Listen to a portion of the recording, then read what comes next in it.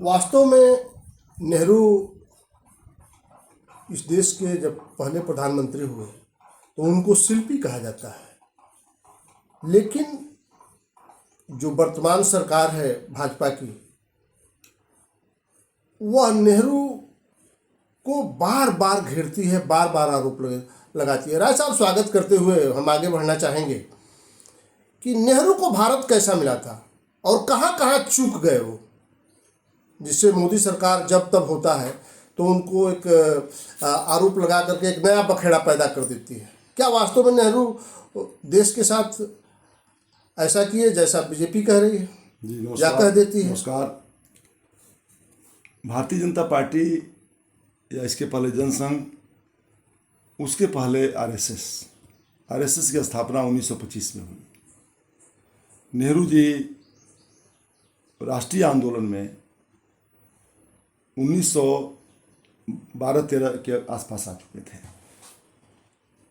नेहरू जी का परिवार, मोतीलाल नेहरू उस राष्ट्रीय आंदोलन के पहले से हिस्सेदार थे, शामिल थे। नेहरू जी की माँ भी, स्वरूप रानी भी उस आंदोलन के हिस्सा थी। नेहरू की 3 पीढ़ियाँ उस आंदोलन में रही हैं और नेहरू के रिश्तेदार भी अजीत सम करके थे, उनके बहनोई थे।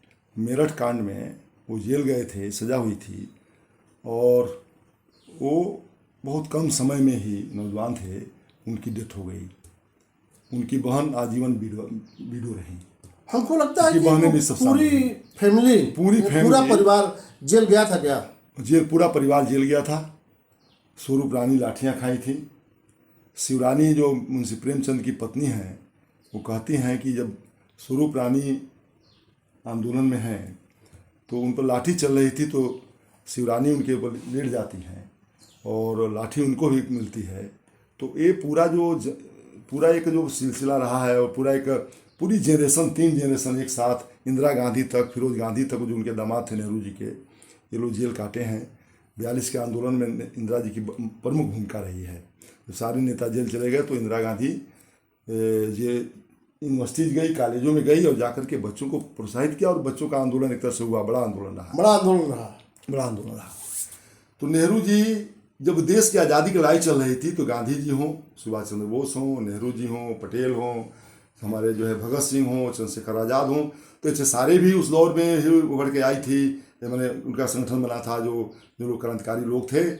और गांधी जी, गोखले, पटेल, तिलक, एक बड़ा लंबा 100 साल का आज़ादी का आंदोलन है 1857 के बाद। उससे पहले तो रहा ही है। मुझे लगता है कि 100 साल के आज़ादी के आंदोलन को एक पोस्ट कार्ड में नहीं कर सकता है, टुकड़ा करना पड़ेगा। लेकिन हम प्रयास करेंगे कि आपको ज़्यादा से ज़्यादा जानकारी मुहैया कराएं। तो एक धारा कंप्लीट थी। ठीक बात है कि जो हमारे क्रांतिकारी लोग थे, देश को आज़ाद जब देश हो तो किस तरह से चले, समाजवाद के रास्ते पर चले, एक डिमांड उस समय भी थी। नेहरू जी भी समाजवाद के हिमायती थे, सुभाष चंद्र बोस भी समाजवाद के हिमायती थे। गांधी भी उस रास्ते को बेहतरीन समझते थे, लेकिन गांधी इस देश के जो हालात थे उस हालात में काम करना चाहते थे और उन्होंने इस देश के लिए जो काम किया, तो जो जितने लोग आज़ादी की लड़ाई में थे उनकी भूमिका अपनी अपनी भूमिका थी और बहुत महत्व की भूमिका थी। किसी को कम ज़्यादा करके नहीं आंका जा सकता। लेकिन 1925 में आरएसएस का गठन हुआ। तमाम लोगों ने इसको लिखा, इसके बारे में लिखा है कि आरएसएस की स्थापना जब हुई उस समय मध्य भारत में, महाराष्ट्र से लेकर के और साउथ इंडिया तक दलित और पिछड़ों के आंदोलन बहुत तेज चल रहे थे। तो अंग्रेजों ने आरएसएस की स्थापना, चूंकि हेडगेवार भी कांग्रेस में थे, तो उनको हेडगेवार कांग्रेस में थे, तो उनको निकाल करके ला करके अंग्रेजों ने आरएसएस की स्थापना कराई और एक आंदोलन का जो स्वरूप दिया कि उन्होंने अपना जो एक हिंदू की बात की, तो निश्चित रूप से दलित और पिछड़े आंदोलन को रोकने के लिए हेडगेवार को खड़ा किया गया। ये बेस है। गोलवलकर जी जो है प्रमुख रहे हेडगेवार के बाद। तो गुरु जी, गुरु गोलवलकर, उनका थाट है, उनका मानना है कि देश में 2-3 उद्योगपति होने चाहिए, गरीबी देश में होनी चाहिए, दलित, पिछड़े, महिलाएं, अल्पसंख्यक हमारी पाँत में बैठे हैं, मुझे कबूल नहीं है। ये सारी चीज़ें उनके थाट में। गोलवलकर ऐसा मानते थे। आरएसएस का जो ब्लूप्रिंट कंप्लीट है, जो श्यामा प्रसाद मुखर्जी जी को लाकर 1951 में उन्होंने जनसंघ की स्थापना कराया, जबकि श्यामा प्रसाद मुखर्जी जी 1947 के बाद वो नेहरू जी कैबिनेट में भी थे। वो संविधान सभा के मेंबर थे। कैबिनेट में रहने के लिए जरूरी था कि संविधान सभा का मेंबर होना चाहिए, और नेहरू जी ने आज़ादी के बाद जो कैबिनेट बनाया उसमें दक्षिणपंथी भी थे, समाजवादी भी थे और लोकतांत्रिक सारे तरह के लोग थे। और नेहरू जी चाहते थे कि इस देश में कोई ऐसा हिंड्रेंस न हो ताकि ये देश ठीक से आगे बढ़े, क्योंकि बहुत गरीबी थी। अंदाज़ा लगा सकते हैं कि 225 करोड़ का बजट 1947 में पहली बार, और एक कहते हैं लोग कि 190 करोड़ की का पूरा जो संपत्ति थी नेहरू जी ने सरकार को दिया, कहते हैं लोग। अधिकार में भी मैं देखा नहीं, लेकिन एक डाटा है। लेकिन 425 करोड़ का टोटल बजट जो था 1947 में नेहरू जी को बजट मिला था। कोई संस्थाएं नहीं थी, रेल प्राइवेट सेक्टर में, बीमा प्राइवेट सेक्टर में, एयरलाइंस प्राइवेट सेक्टर में, स्कूल तो था ही नहीं। तमाम हम लोग सामने लोगों ने स्कूल कॉलेज डिग्री खोला है। IIM और IIT का तो कोई टेक्नोलॉजी कोई बती नहीं थी। तो वो लगातार जो काम कर रहे थे, तो कई मोर्चों पर नेहरू जी जूझ रहे थे। देश के विभाजन के बाद देश में सांप्रदायिकता उभरी थी बहुत तेजी से, और नो डाउट कि गांधी जी की जो हत्या होने के बाद से इस देश में जो हालात पैदा हुए वो संभालना बहुत मुश्किल था। और गांधी जी एक्चुअल में RSS के लोग ये मानते थे कि देश आज़ाद होगा तो सत्ता मेरे पास आएगी। गोलवरकर ने चिट्ठी भी लिखा वायसराय को, एटली को भी चिट्ठी लिखा जो प्राइम मिनिस्टर थे, चर्चिल को भी चिट्ठी लिखा कि अभी हम सत्ता पाने के लायक नहीं है, स्थिति नहीं है, ये देश को अभी आज़ाद न किया जाए। अच्छा, वो चाहते थे कि देश जब आज़ाद हो तो सत्ता मेरे पास है। इसीलिए जब संविधान सभा का गठन हुआ 1946 में, तो इन्होंने विरोध किया, और इन लोगों ने संविधान की प्रति भी प्रतीकात्मक जलाई 1948 में। इस संविधान को नहीं मानते थे। तिरंगे को कहा उन्होंने कि यह अपशकुन है, 3 रंग का इस तिरंगा को हम नहीं मानते हैं। और आप जानते भी हैं कि 52 सालों तक RSS कार्यालय पर तिरंगा नहीं लगा। इन्हें सुहाई के बच्चों ने जाकर जबरदस्ती लगाया, इन लोगों ने जाकर मुकदमा कर दिया उनको। तो सुप्रीम कोर्ट के आर्डर के बाद तिरंगा इनको लगाना पड़ा। इस सिचुएशन जो चल रही है, तो सामाजिक, आर्थिक, राजनीतिक तीनों मोर्चों पर जो मूल मोर्चे हैं, नेहरू से चूक कहाँ हुई? तो वो जूझ रहे थे, जो बार बार उनको सदन में नहीं वो जूझ रहे थे। मोदी जी टारगेट करते हैं, अब तो निशिकांत दुबे आए हुए हैं। वो जूझ रहे थे लगातार, और वो काम कर रहे थे। इसलिए उनको राष्ट्र शिल्पी कहा गया है। इस पर किसी को भी परहेज नहीं हो सकता है। कम्युनिस्ट पार्टी जो सबसे ज्यादा वहाँ कम्युनिस्ट पार्टी प्रभावशाली थी, नेहरू जी का जो कम्युनिस्ट पार्टियों से भी समन्वय था, देखे होंगे। जितने इंस्टीट्यूशन खड़ा किए, तमाम इंटेलेक्चुअल लोगों को इंस्टीट्यूशन में बैठाया। वो नहीं ध्यान दिया उन्होंने कि कांग्रेसी है कि कम्युनिस्ट है, क्योंकि कांग्रेस के पास अगर जो उस तरह के एलिजिबल लोग नहीं थे तो कांग्रेस में नहीं ढूंढते थे। वो जानते थे कि इसलिए कि कम्युनिस्ट पार्टी में लोग तमाम इंटेलेक्चुअल हैं, पढ़े लिखे लोग हैं, और बेसिकली जो है नेहरू जी समाजवादी चिंतक थे और समाजवाद को मानने वाले थे। और एक घटना बता रहा हूँ, बड़ी घटना है, उसको आप ध्यान दीजिएगा। 1936 में कांग्रेस का अधिवेशन था लखनऊ में, नेहरू जी उसके अध्यक्ष थे। और जब नेहरू जी ने प्रस्ताव लाया था, कांग्रेस का प्रस्ताव था, तो 5 लोगों ने इस्तीफा दिया था उसमें। एक तो राजेंद्र प्रसाद ने इस्तीफा दिया था, एक जो है पटेल जी ने इस्तीफा दिया था, एक जो है राजगोपालाचारी ने इस्तीफा दिया था, जमनालाल बजाज ने इस्तीफा दिया था, और पुरुषोत्तम दास टंडन ने इस्तीफा दिया। ये उसमें भारी कद के थे, ये लोग बहुत भारी कद के उस दौर के नेता थे कांग्रेस के। तो जब इस्तीफा दिया और कहा उन्होंने कि ये जो है कम्युनिस्ट घोषणा पत्र है, ये कांग्रेस का प्रस्ताव नहीं है, तो नेहरू जी ने कहा कि हम प्रस्ताव वापस नहीं लेंगे, हम इस्तीफा दे देंगे। गांधी जी को उन्होंने इस्तीफे की पेशकश किया। गांधी जी को बताया कि जब इतने बड़े नेता इस्तीफा दे रहे हैं तो कांग्रेस के लिए अच्छा नहीं है और देश के लिए अच्छा नहीं है, क्योंकि ये बड़े नेता हैं, आंदोलन को आगे जाना है, देश को आज़ाद कराना है, लड़ना है, इसलिए हम जो है हमें इस पद पर आना उचित नहीं है। गांधी जी ने उनसे कहा नहीं, आप पद पर रहिए, इस्तीफा मत दीजिए, हम बात करेंगे। उन्होंने फिर वो इस्तीफा, और वैचारिक भिन्नता दिखती है साफ साफ। ठीक है वो, लेकिन चूक कहाँ हो जिसको वो बार बार टारगेट तो जब हम आगे बढ़ते हैं तो देश का निर्माण कर रहे थे, लेकिन RSS निर्माण नहीं कर रही थी, ये हिंड्रेंस पैदा कर रहे थे। इसीलिए 1951 में जब हिंदू कोड बिल आने की बात हुई और अंबेडकर जी भी उसमें मौजूद थे, तो उन्होंने कहा कि आप लागू करिए इसको। तो अंबेडकर ने इस्तीफा दिया। नेहरू जी इस सिचुएशन को जान रहे थे अच्छी तरह से कि वो लागू करना कितना कठिन काम है, क्योंकि इस देश में जो सांप्रदायिक शक्ति जो थी, जो आरएसएस थी, वो बिल्कुल विरोध में खड़ी थी। श्यामा प्रसाद मुखर्जी से इस्तीफा दिलवाया गया और ला करके जनसंघ स्थापित कराया गया।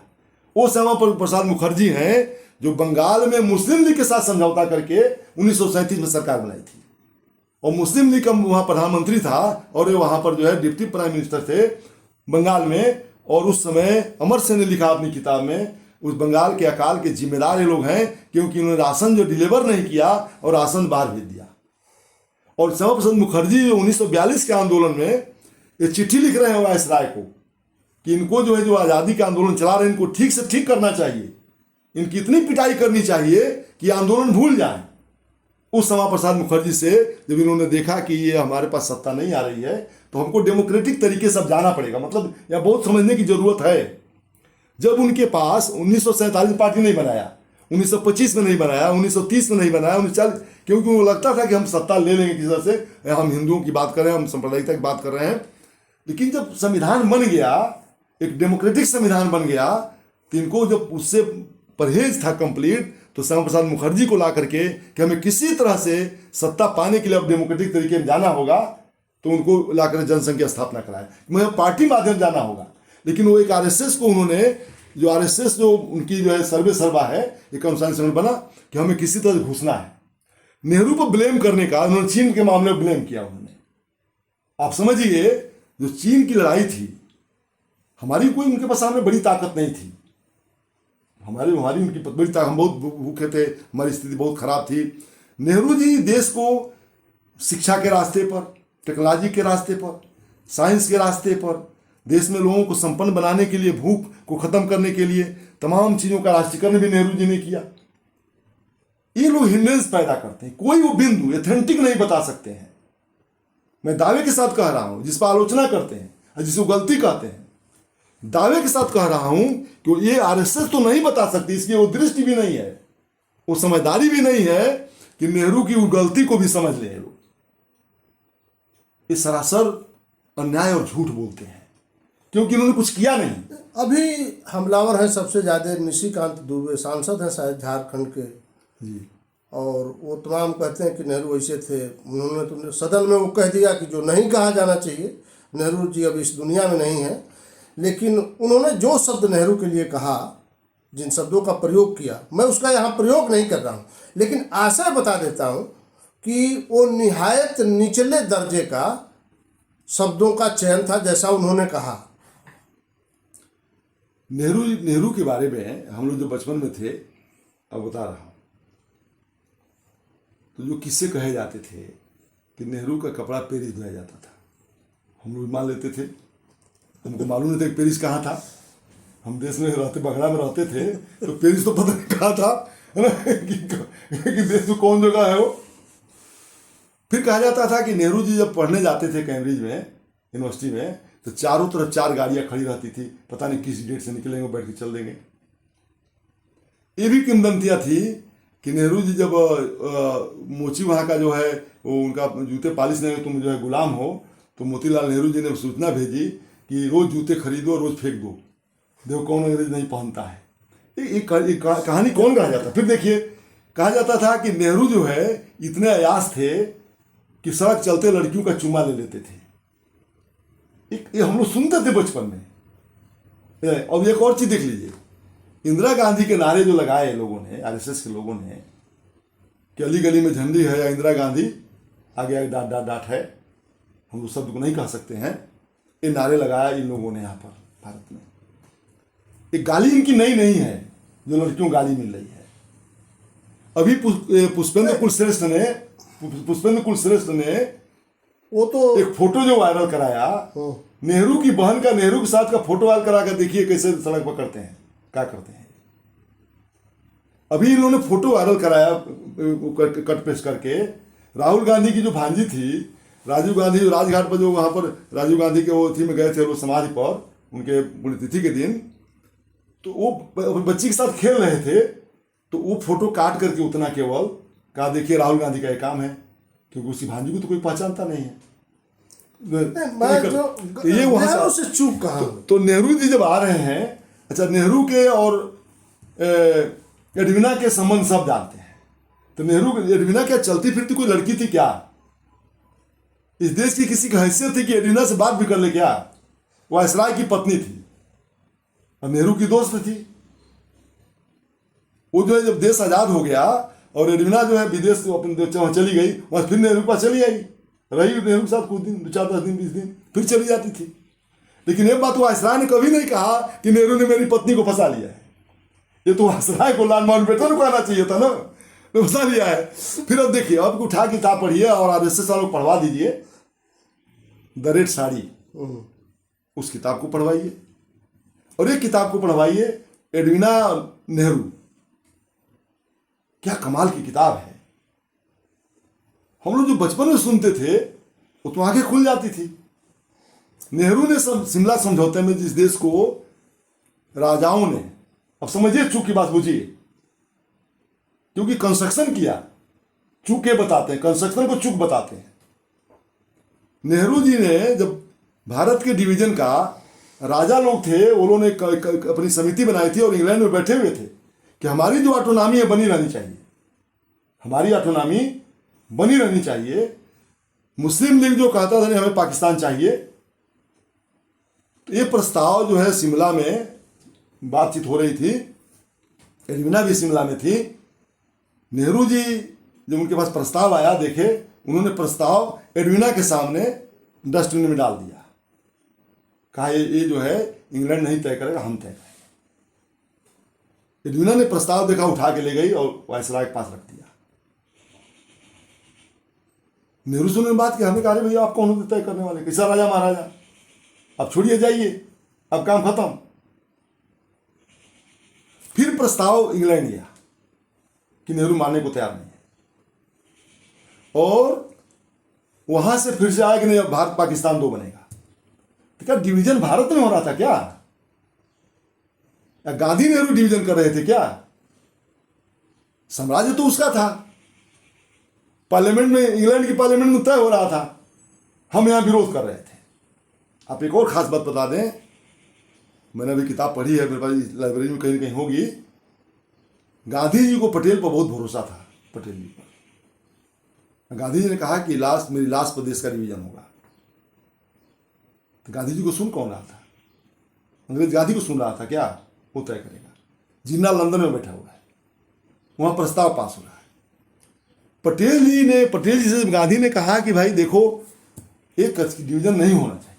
पटेल जी कहते हैं, बापू, बहुत भरोसा था गांधी को, ओवर कॉन्फिडेंस था पटेल पे, ओवर पटेल कहते हैं कि बापू अब लड़ाई नहीं लड़ी जा सकती है। ये पटेल के वाक्य हैं। वो पटेल जो लौह पुरुष थे, वो पटेल का वो थका हुआ बयान था और गांधी शॉक्ड हो गए, और शॉक्ड हो कह रहे हैं कि पटेल, सरदार कहते थे, सरदार ये तुम कह रहे हो? पटेल ने कहा कि बापू मैं ही कह रहा हूं, अब लड़ाई नहीं लड़ी जाएगी, हम लोग थक गए हैं और देश को बंटने दो, अब हमारे हाथ में कुछ नहीं है।